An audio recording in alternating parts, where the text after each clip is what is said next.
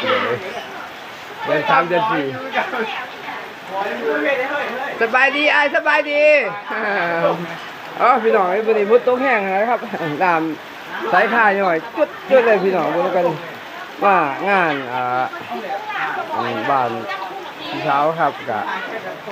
ฝนกับตกเพราะฝนมันนี่ว่าจะเอา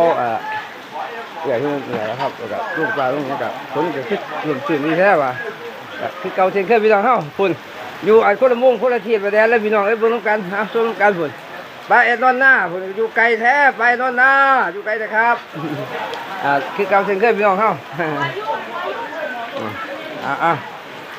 ผู้บ่าว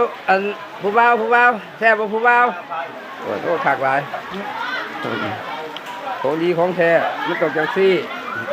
อาหารมันเฮาหน่อยเบิ่งลูกทั่วกันนี่